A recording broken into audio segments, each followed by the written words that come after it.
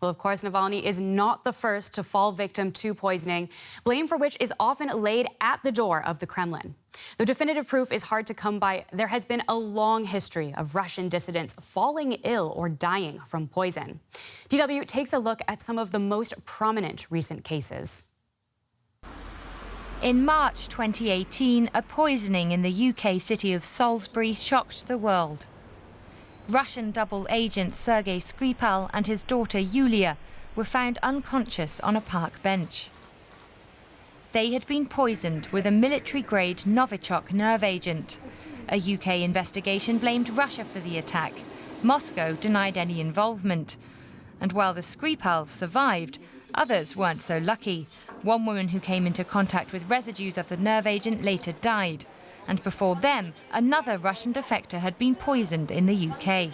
Honourable members will note the echoes of the death of Alexander Litvinenko in 2006. The former Russian agent Alexander Litvinenko fled to London in 2000. He became ill and died in 2006 after drinking tea laced with radioactive polonium-210. A British inquiry found that his killing had been ordered at the highest level.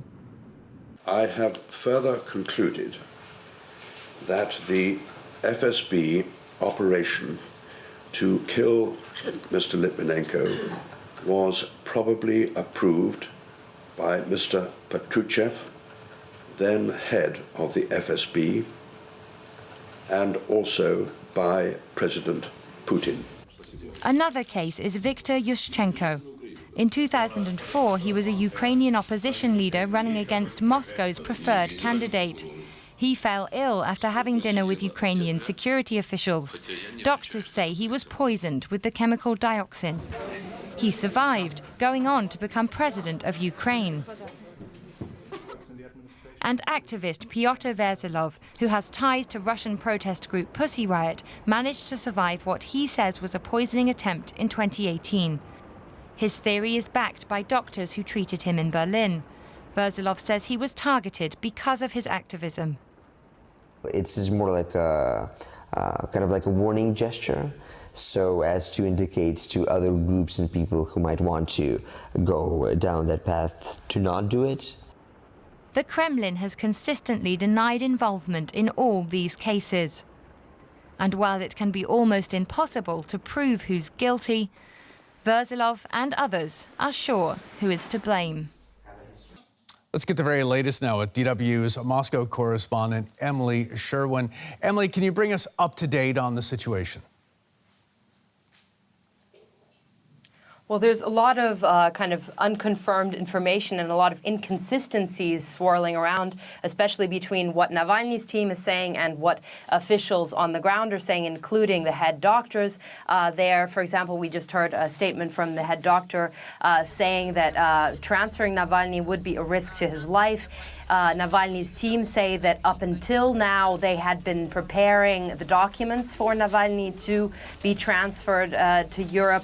The head doctor has declined to answer whether it could have been poisoned. Yesterday, doctors at the hospital said that they would provide a diagnosis within the evening or by the end of the day. Today, the head doctor said that it would take 2 more days for test results to be confirmed. And we've also had a very strange and, again, unconfirmed statement from Navalny's team. They say that they overheard transport police telling doctors that they had found some sort of substance.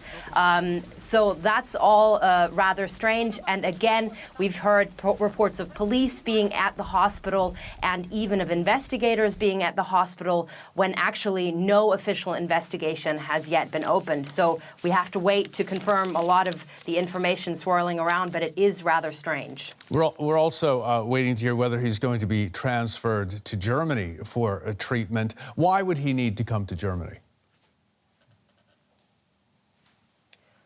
Well, his condition yesterday was absolutely very serious. He was unconscious. He was on a ventilator.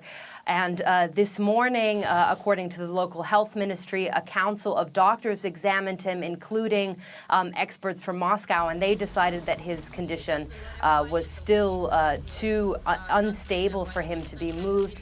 Now, Navalny's team, again, they have been saying that this is a political decision rather than a medical decision.